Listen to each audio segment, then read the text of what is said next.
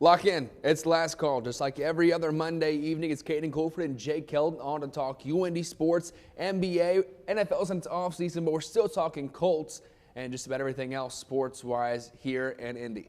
We'll start with Greyhound basketball. Shamefully came to an end this past weekend. Both teams fall to the Quincy Hawks, first starting with James Sharp's women's squad for the Greyhounds. It was a 10-point loss in that one. And, well, a season that kind of got off to a rocky start and didn't get a whole lot better. Well, I would argue that you look back to the start of the season, this is a team that was averaging about 27 turnovers through the first 5, maybe 6 games. Lowered that down to the lower 20s. I think it even got under 20 at the end of the season. But you're looking at a much better offensive team, one of the best defensive teams in the GLVC. They locked down a lot of other teams' best players. You look back to the game against McKendree, Bailey Parks, probably GLVC Player of the Year, one of the candidates at least. They shut her down. She had less than 10 points. You look to the game against Truman State.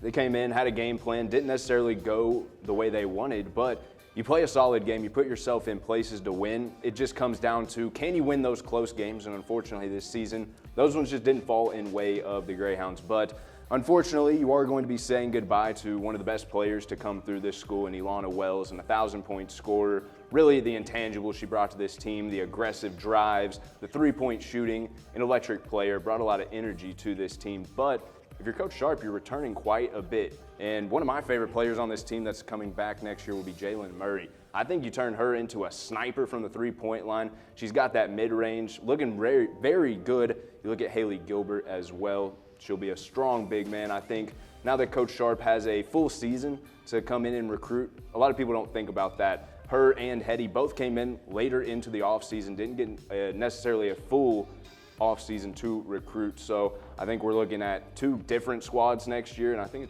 I'm pretty excited for where this women's team is going. You know, it was really interesting to watch Coach Sharp in her first season at the helm of a program really develop. You saw a quieter coach, I think, at the beginning of the year than compared to what you saw here towards the end. I think it really showed on the S&T trip that we went on. I feel like we went to practice the day before. We went to the shoot-around, and we saw that translate to a game who Missouri S&T was top 4, top 5 in the conference at that time. And they went into Rolla and won that game. So there were no doubt bright spots with this team and moments where they showed that they can compete with some of the best in the GLVC. And you had some stellar games like the one at UIS, which is absolutely wild still to think about, where you go into overtime, almost went to 2 overtimes.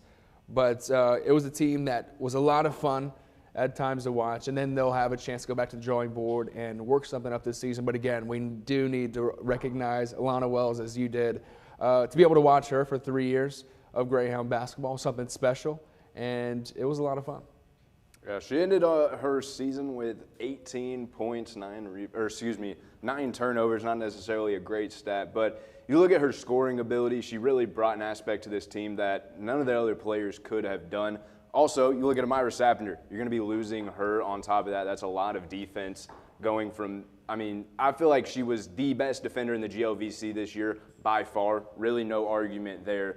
But as we look over to the men's team, I think you're losing quite a bit more. And Caden, I'll let you talk about that Truman State game and the Quincy game. But a lot of good things coming from this men's squad this year. You fall a little bit short. Where do you go next season?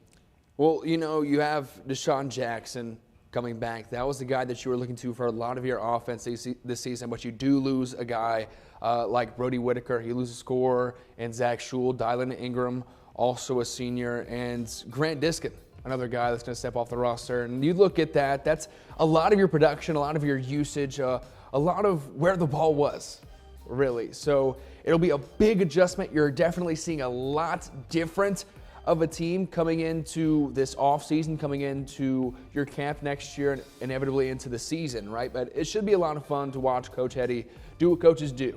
Get into the mix, get into the portal a little bit, get recruiting a little bit, see a lot more guys come on visits, and see how this team blossoms. And you're also expecting to see a team that gets a lot better as the season goes on. But as you mentioned, in these final games of the season, they had Truman, which was almost a win and get in scenario for them, and then they had Quincy to almost give them some insurance. They lose both. And really, it's a heartbreaker.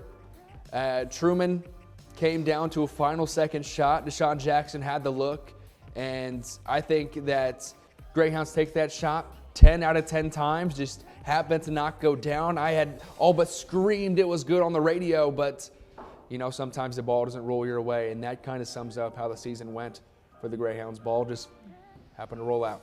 The other thing I'm looking for is the development of Tucker Tornado. He came in as one of the best freshmen, in my opinion, and at least in the GLVC, I'd say no doubt he's going to make the all-freshman GLVC squad, but he finished with 12, 7 rebounds. I mean, this is a very talented player. What he did at Evansville, Wrights, not a lot of people do that in high school. He was averaging almost a triple-double, and so you get a chance to see him in his sophomore season. And granted that he does stay here, I mean, he's a very talented player. There's probably a lot of schools in the transfer portal that would love to add them to their team, but if he stays here with Coach Hetty, gets the development he needs, I think you're looking at an elite player for UINDY. Well, the way that college sports operate now, the offseason can almost be as invigorating and exciting as regular season play. But we'll let Coach Hetty go to work, we'll let Coach Sharp go to work, and we'll be back next season for more Greyhound basketball. But we'll talk some Colts and NBA after this on Last Call. Good morning, Greyhounds. Your weekly dose of Greyhound entertainment. I think if you watch our team, they have fun. They have fun playing. There's so much that you can do to get the most out of yours. Our alumni care deeply about the success of this university. Come here. Watch Good Morning Greyhounds every Saturday at 9 a.m. Catch us on UINDY TV's YouTube channel and Xfinity channel 1096. You get the sense that Indy is just impatient with their Colts at this point, right? Which is why we continue to revisit Indianapolis as the Combine's in town to see where the Colts can go for next season, because frankly, well, AR's on the hot seat, Steichen's on the hot seat. The whole front office is just about to be shipped over to China or anywhere. The G League, if the NFL had one, they would go somewhere else. But Indy wants a change, and we'll see if we get that change this season. So we hop into, again, we talk more so in a descriptive way of which direction the Colts need to go outside of just Anthony Richardson. Yeah, I mean, I think there's a lot of things that you can look for. You look at the tight end game this year, definitely wasn't up to par. You look at the secondary, I think that was the one thing that I thought could have been improved on a lot. You look at the defensive backs and the safeties. You don't have that elite playmaker that you've seen in some of the Colts defenses. And I know a lot of people look to the linebackers as something that the Colts really need to improve on, but I think you look to free agency for that. I like some of these guys like Tyler Warren. I mentioned him the other episode. 104 receptions, 1,233 yards, 8 touchdowns. That's 11, just under 12 yards per catch. He has the deep ball ability. He's also a great red zone target. His junior year, he only had 43 catches, but he had 7 touchdowns. So that tells me he's a great red zone target. And that's kind of what the Colts need right now. You think about where they struggled at in the last season. When they got in the red zone, it was either handed off to Jonathan Taylor or pull it and run it with Anthony Richardson. I think you add in that big target, that adds a lot to this team. Looking to the secondary, Kevin Winston Jr. out of Penn State. He didn't really play this season because he got injured. He had a season-ending injury, but he ranked 6th among all safeties at the Combine, 7th in athleticism. You also look at Xavier Watts. I know that's a guy that our friend Jace has watched quite a bit at Notre Dame. He's a very, very good safety. He might be a little bit slower, but his play recognition, his anticipation, phenomenal. He has the things that I look for in a good safety. He's able to get interceptions. He had 6 his senior season. He can also tackle. He had 53 solo tackles. He can make those open field plays. So there's a lot of good guys available for the Colts, but I think it's just finding the right guy at the right time. So you go to Tyler Warren in the first round with that 13 pick, I believe, and then you go to the second round. They have 40-something. You look for that Xavier Watts pick. That falls right around there. Now, obviously, things have to go right for you to be able to get that. But, I mean, I see a lot of good in Xavier Watts, and I also really like Tyler Warren. Well, I think those are great guys to attack. When I think about what the Colts need, I think about a team that is consistently so middle of the pack. So middle of the pack. From the time that I was 10, 12 years old, Colts have always been right there, second in the AFC South, right at 500, maybe a game or two over, inch their way into the wild card, and then go lose first round to you name it, right? And I feel like that's where Indianapolis is finding their impatience, right? They need the guy, and for so long, you thought Anthony Richardson was going to be that guy, and he has not come out to put the league on notice yet. He has his plays, and sometimes he has his games, but he has not been able to string that together. So what I look for the Colts in this upcoming offseason, including the draft, including free agencies, it all comes down to who can make the big play. This team needs energy, right? And you have guys like DeForest Buckner that have been great, right? But it's not necessarily the pick six. When we look at Indianapolis more on the offensive end, in terms of big plays, meaning plays of 20 yards plus, Justin Jefferson leads the league. He had 28 plays, 28 different plays, and obviously we're comparing it to the best wide receiver in the league, right? That's not exactly a fair comparison, but for the Colts, your leading guy in that category is Alec Pierce with 13. Some notable names in front of that include Ladd McConkey on the Chargers, Jackson Smith with Nick Nijba. I can't even say his last name, but there's a couple guys, even Marvin Harrison Jr. that are ahead of you. Jerry Jeudy also ahead of you. So there isn't a guy on Indianapolis that you can go to and say, let's go do this. And that's why it's been so heavily Jonathan Taylor based, and it's hard to run a team that way. It's hard to run a consistently great team that way because you look at Kansas City, right? They have guys they can go to, and even Xavier Worthy. Patrick Mahomes himself is a big playmaker. You look at the Eagles, Saquon Barkley, A.J. Brown. I consider them both playmakers. It's not just on the offensive end, but you need a guy, especially a DB, that can go and get you a pick six. Colts didn't have a single one this year. Yeah, that's a very good thing to look at. I also considered the defensive backs, Denzel Burke coming out of Ohio State. You also got Maxwell Hairston coming out of Kentucky. There's a couple of good options for the Colts, and they happen to just fall right around, at least in some mock drafts that I was looking at, they happen to fall in either a pick or two before, pick or two after. So they're players that the Colts can definitely go get. It's just whether they are willing to do that. I agree with you, though. You need that big play. You need someone that's going to change the game, so to speak. Those 40-yard plays that Justin Jefferson gets or Jamar Chase gets every game, not only does that bring the energy of the entire team up, it's a touchdown almost every single time. Alec Pierce can run straight down the field, and if Anthony Richardson can throw it far enough, then it gets there. But you need someone who's able to run that post and get wide open like Jamar Chase does. You got to have someone to take the attention away from your number one option. In my opinion, that's Jonathan Taylor. You need someone to just take the heat off of him, give him a little bit of a break. That's when you start seeing him rush for 1,500 yards a season. I just think that there's a lot of pieces the Colts need right now, and you start with the draft, start with the defense first. You know, I would be very content with seeing one area of play be terrible if it meant that one area of play was amazing. I feel like the Colts get into that lull of a program in the front office of where we want everything to be solid, right? That's just not the way it works. That's not how winning football is played. You can't have a C+ grade all over and expect to be any different than 500 like you do every other year, right? So I think you sell out and you go one way or the other. If you want to be the Indiana Pacers and only play offense, let's go do that. If you want to bulk up, find some Steelers type of play style, I'm down with that too. But the Colts need to find an identity, and they need to find it fast. If you're not going to be making those big plays, you're not going to be an offensive powerhouse, you have to be a lockdown defense. You got to be able to keep teams under 21 points, keep them at the same level as your offense, and that's just not what they did this season. There were a lot of games that the Colts had a chance to win. They were one-possession games, but when it came down to it, the defense didn't make the stop. Anthony Richardson didn't make the big play. There was always the what-ifs. What if Anthony Richardson threw it to them? What if they got the stop on third down? There's a lot of what-ifs with this team every single week. I agree with you. I think Colts go for a big player, and that's Tyler Warren, in my opinion. I think you sell out on him. You do everything in your power to get him on your team. Mm-hmm. That's going to add that big play ability. He's able to run those 20-yard seams that you just throw it right down the middle, and he's going for a touchdown. He has the speed to get into the end zone as well. I think he's your difference maker. You look back at some of those great Colts teams, they had phenomenal wide receivers, but also great tight ends. And when we look at Warren, I like him as long as he comes with the ability to block. That's just a part of playing tight end for the Colts.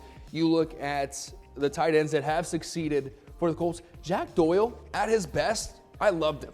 I loved him. Pairing him with Andrew Luck, even a good Jacoby Brissett, Jack Doyle fit in the offense so well. Coby Fleener, I know I joke on him a lot, especially here on Last Call, but when the field was opened up for him in the passing game, man, a good tight end can take you miles. It really can. A good tight end can take you miles, and I think the Colts would be absurd to pass on him in the draft if he was there. Exactly. When I think about a Penn State offense, I think about a run-heavy offense. Singleton was one of the best running backs in college football this year behind Tyler Warren and that offensive line. I don't think the offensive line is as strong if you don't have a good tight end to pair with them, because if you have someone that can step in and block, it adds to the run game. If you have someone that can go out and receive, it obviously helps with the receiving game. But if you have someone that can do both, it makes the defense think for an extra second. And you put Tyler Warren against any linebacker in the league right now, I'm taking him 10 times out of 10. Well, that's always nice to have. And on the defensive end, when we look at big plays, Julian Blackmon led the team, 3 interceptions this past year. And I feel like the defense just never cut it. You know, it was one of those things where backup quarterbacks they're getting, not only are they getting run, but they're putting up numbers against the Colts defense. And I feel like you had a pretty solid front four, right? DeForest Buckner, Kwity Paye, Dio played pretty well for the majority of the year. But it was the fact that if a quarterback had more than three seconds at a time, there was going to be a completed pass downfield. And you could just never trust that defensive backfield, which isn't necessarily their fault. A lot of injuries here and there, but at some points, you either build it up or you let it go. Yeah, I think the Ravens experienced something like that a couple of years ago. They had a very beat-up secondary. They went out and brought in quite a few people to bolster that, and it ended up almost getting them to the Super Bowl. Lamar put up an MVP season, and they picked up Derrick Henry. That obviously helps, but if you look at the Colts right now, they don't have an identity. If I were to say, what are the Colts good at, you would probably struggle to find something. I would say Jonathan Taylor's the strong suit of this team, not a specific area, just him in general. So if I'm the Colts, I'm going out, I'm finding Tyler Warren, and I'm picking him up 100%, no other options. Heard it here first on Last Call. That's our Colts breakdown as we continue to follow them throughout the offseason. But it's the Pacers in the middle of theirs. We'll talk where their guard and Tyrese Haliburton sits within the ranks of the Eastern Conference. National, local, campus. Headlines you won't find anywhere else. From the White House to your community, we've got you covered. Stay informed and stay connected. Don't miss out on the stories shaping our world. Every Wednesday at 6 p.m. UINDY TV News.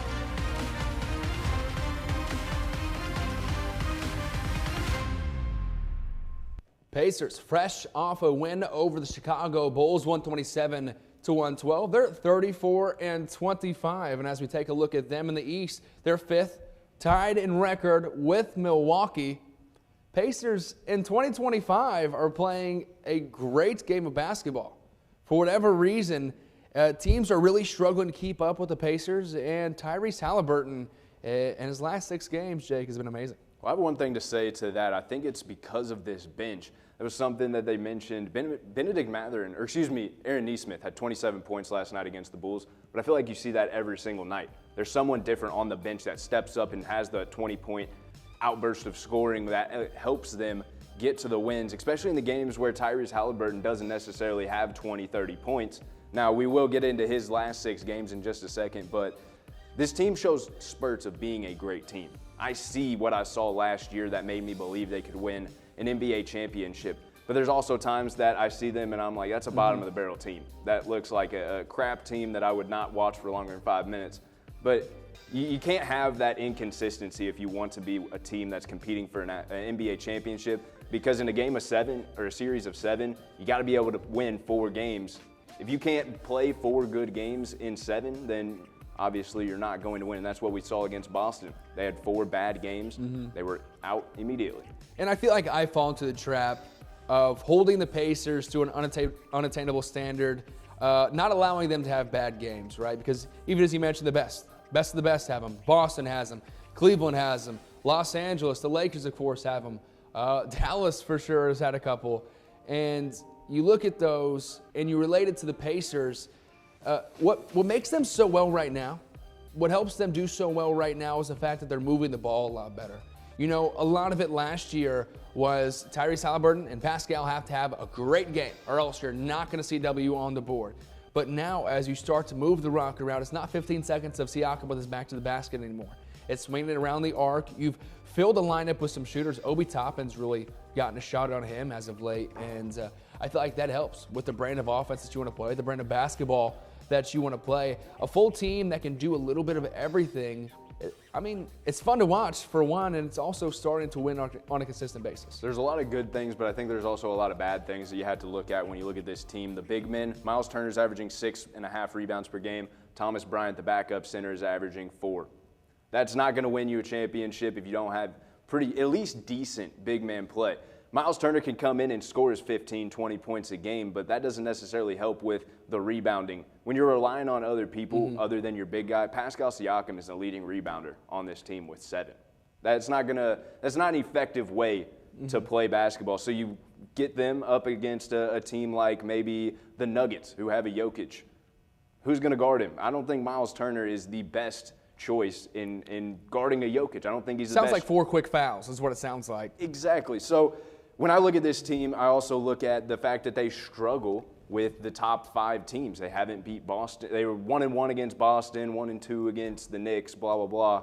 They're not very good against those top 5 teams in the NBA right now. But the good bright spot of this, the past 6 games, the reason why you'll see in my next segment I have Tyrese Haliburton a little bit higher than I probably would have, are because of these last 6 games. He's been going insane. He's averaging 23 points, pretty much 3 rebounds, and 11.5 assists. Yeah, you'll see it pop up on the board in just a second. Impressive stats. He had a 33-11 game. I see a lot of good things in this team, at least these last 6 games. They're 4-2 in these games. That's the kind of question mark I have. When he plays good, it's not always a win, but Well, what I'm seeing there, you made sure to mark down the true shooting percentage. What's that mean to you? Well, I think that if you are, it's just like an efficiency thing. Yeah. I feel like he's being very efficient with the ball. On top of that, he only had 6 turnovers through 6 games while averaging 11.5 assists. Nobody's really doing that right now other than maybe Trae Young. You could say LaMelo Ball's up there, but he's not averaging 9 assists a game. Kyrie, I would argue, is able to do that. But right now, Tyrese Haliburton is playing his best basketball, and I think it's coming at a great time. Well, it's always a great time when it's happening. That's one thing that I find myself saying a lot. It's always great. It's always a great time when it's right now, for sure. But I see Tyrese Haliburton right behind me, and I start to think of Paul George in like 2013, 2014, and this guy was great, right? I loved watching Paul George, but I think about how streaky he was. And while Tyrese is having a great 6 games right now, where was it at the beginning of the season? Where was it really in the middle of the season? What's the difference now, and how can it persist is the questions that I'm asking, which I think Tyrese Haliburton plays at his best when he's playing free, when he's playing happy, when he's playing a lot of fun. I know that we see a lot of, highlights of him goofing off, and on social media he's goofing off, but the guy, his personality around the league is that he's just a kid that's going out there and hooping. Right? The other thing is his ability to score off the dribble, as you're seeing right now. It brings a different level to this offense because not only is he able to score off the dribble, but he opens up opportunities for other players. You saw that pass to Miles Turner, that one right there. See, they thought he was going to pass it out. They thought that little fake right there, that's an easy move for him to do anytime. The Euro step works all the time for Hallie. His floater looking very good. I would say it's getting close to that Jalen Brunson, Donovan Mitchell level. You give him a couple more years. I think that's the thing that people forget is he's not a vet yet. He's still working his way into his prime. I wouldn't say Tyrese Haliburton's in his prime yet. I think there's still more to be seen from Tyrese Haliburton. Well, where we look at where he stacks in the East, I feel like he's got a lot of competition. And compared to last year, there's more guys that you could put in that conversation alongside him. We look at my 10 right here. I have him at 8, which is tough. It's tough, right? Because you see a couple of names in front of him that some people may say, what?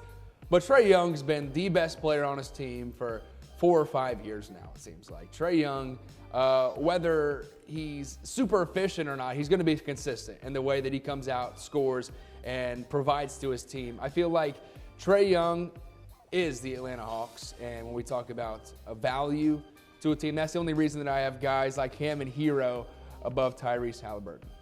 I think that's a valid point, but I think you also have to bring in the fact that Trae Young's averaging 5 assists a game. There's a reason why the Hawks are 9th in the East right now. They are playing for a play-in spot, but there's a reason for that. So we'll flip over to my top 10 real quick. Not too different in the tops. I have Damian Lillard up there because he's my favorite player. But Jalen Brunson, I think that them two are probably about the same, at least. Okay. Efficiency-wise, Jalen Brunson is a little bit better, but Damian Lillard has those scoring explosions that I don't think hardly any other players are having right now. He's going for 40 almost every week, at least once. Darius Garland might be a little bit high for some people, but for me, I love Darius Garland. I love the brand of basketball he plays. He's leading the #1 offense, the #1 team in the East right now. There's a reason why the Cavs are so good. He's leading it. The leader's right up here. Point guard's the leader of the team. That's a shooting guard. Donovan Mitchell can score the ball better than Darius Garland, but I think that if you're talking about a true point guard, Darius Garland is what you're looking for in a team right now. Cade, all-around scorer. I don't think the Pistons win if he's not playing. If they take him off the court, they start losing immediately. Jaylen Brown might be a little bit low for some people, but I think that Jason Tatum makes that team. He's also hard to rank in with guards, right? Because I consider him a forward, and it's kind of a combo wing that he plays for the Celtics. But that's right where I had him, really. And in terms of, it's a different play style than a lot of these guys. When talking about guards, it's someone with the ball a lot. Jaylen Brown, I feel like, has more of an off-ball role. Will occasionally have his ISO here and there, but that's just my take on where Jaylen Brown sits amongst the guards No, I in the East. absolutely agree with that. The thing I look at when I look at the bottom of my list compared to the top half of my list, these guys are scoring from all 3 levels. They're getting to the basket. They're shooting the mid-range. They're shooting those floaters, especially Jalen Brunson. Brunson coming off a screen might be as unstoppable as anyone I've ever seen my entire life. Donovan Mitchell, he's an explosive player. He brings something, a different value to a team than just scoring and stats. He brings energy. He brings defense. I love Donovan Mitchell playing the way he's playing right now, especially alongside Darius Garland, because you don't have to rely on one guy to come in and score 40 points a game. If you have both of them score 20, you're in a prime position to win. But the bottom of that list, I had LaMelo Ball over Tyler Hero, simply just because he's a fun player to watch. I mean, it's talent-wise, I think that LaMelo Ball is a little bit better than Tyler Hero, but if you're talking about team value, I would probably take Tyler Hero. All right, Primetime Pick 'em. Go time. Ladies and gentlemen, first game on the slate. We're looking at the Warriors heading to the Garden to play the Knicks. And the Warriors are in a renaissance right now, Jake. I don't know if you're watching their basketball, but they are in a renaissance. Steph Curry's playing well, Buddy Hield, Jimmy Butler. Give me the Warriors. I think you got too hyped off of that Steph Curry dunk. I'm going to be going with the Knicks. They're going to need 50 from Steph if they win this one. In the Garden, no way the Knicks lose. Well, we'll see. Heat at Cavaliers. Jake, I'll let you take the lead. I got Cavs. He got Andrew Wiggins, but I just don't think it's enough. Tyler Hero, great shooter, but Cavs, for all the reasons I just mentioned, Darius Garland, Donovan Mitchell, you got Evan Mobley in there. I mean, I love this Cavs team. I think that they're putting together a strong case to compete against the Celtics for a championship. It's a hard team to bet against. We saw 2 of the top 10 guards in the East on that squad. I expect them to really tear up a Miami team that I don't know can guard the backcourt like Cleveland. We'll move now to the Grizzlies. They're going down to Texas. Everything's bigger in Texas, but I don't think that means much in this game. I think Memphis takes it. I think everyone was a little bit too harsh on the Mavs trade, at least on the Mavs side of it. I'm going to be going with them. They've been playing pretty good basketball. I love Kyrie. I don't think Anthony Davis is back yet, but I still like the brand of basketball that the Mavs are playing. I think that they're going to be able to make a playoff position. Well, I appreciate the pick for sure. As the Lakers play the Celtics, the best rivalry in probably basketball history. Do you have an upside in this one? I'm going Lakers. I see that you agree with me there. Yeah. I think the Lakers pull out a crazy one here and beat the Celtics. It was just a gut feeling. Yeah, I didn't think that you were going that way. That was a gut feeling. I'm glad we're on the same page for that one. Final game, Nuggets at the Thunder, where I'm thinking the Denver Nuggets match up well with OKC and they get the win. Well, this is a first of 2 games, and I think that the Thunder are going to win the first one. Nuggets win the second one. Luckily, we are picking on the first one, so I'm going to go Thunder. Okay. Whatever you say. Primetime Records. See what we got. Oh, my another goodness. one. Oh my One by goodness. one, I'm gaining my way up. I'm glad we do 5 games at a time. I'm selling this game right now. I'm selling the series. Don't worry. It's not over, ladies and gentlemen. All the Your Jake favorite player fans. will still come back and win it. I promise. I promise you. That's a promise. I'll say it again. It's a promise. Caden Colford, Jake Helton. We'll be back for more Primetime Pick 'em and everything else on Last Call.